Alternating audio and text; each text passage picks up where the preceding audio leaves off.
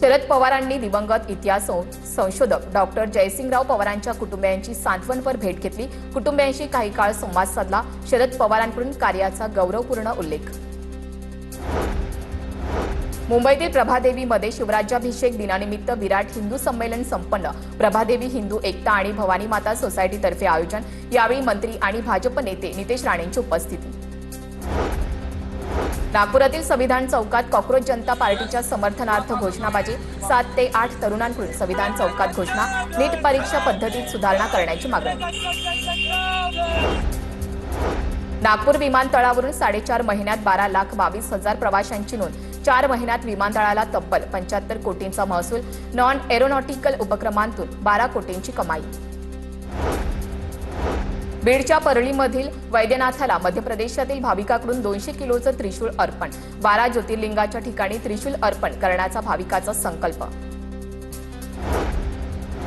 नागपुरात आगीच्या 2 घटना घडल्याची माहिती। नंदनवन पोलीस स्टेशन हद्दीत वाठोडा परिसरामध्ये बिछायत केंद्राला आग, तर रामदासपेठ परिसरात आग लागल्याची माहिती। अग्निशमन दलाच्या पथकानं दोन्ही ठिकाणी आगीवर नियंत्रण मिळवलं। नालासोपारा विरार लिंक रोडवर 2 कारचा भीषण अपघात। एका कारमध्ये अर्नाळा पोलीस ठाण्याचे अधिकारी आणि कर्मचारी होते। जखमींमध्ये एक एपीआय, महिला पोलीस आणि एका एमएसएफचा समावेश। परभणीच्या पूर्णा तालुक्यातील अनेक भागात वादळी वाऱ्यासह पाऊस। परभणी ते पूर्णा महामार्गावर झाड कोसळल्यानं वाहतूक ठप्प झाली होती। कातनेश्वर ग्रामस्थांकडून रस्त्यावर पडलेली झाडं हटवण्याचं काम करण्यात आलं। जनगणनेच्या कामामध्ये हलगर्जीपणा करणाऱ्या 10 जणांवर गुन्हा दाखल। नानलपेठ पोलीस स्टेशन आणि नवा मोंढा पोलीस स्टेशनमध्ये गुन्हे दाखल। संगमनेरच्या धांदरफळमध्ये ग्रामस्थांनी अवैध वाळू उपसा करणारे 3 ट्रॅक्टर रंगेहात पकडले। मात्र तक्रार करून सुद्धा महसूल आणि पोलीस प्रशासनानं कारवाई न केल्यानं नागरिकांकडून संताप व्यक्त। यवतमाळच्या घाटंजीमध्ये एटीएम फोडणारा चोरटा सीसीटीव्हीमध्ये कैद। चोरट्याचा संधी साधून एटीएममध्ये प्रवेश करून एटीएम फोडण्याचा प्रयत्न।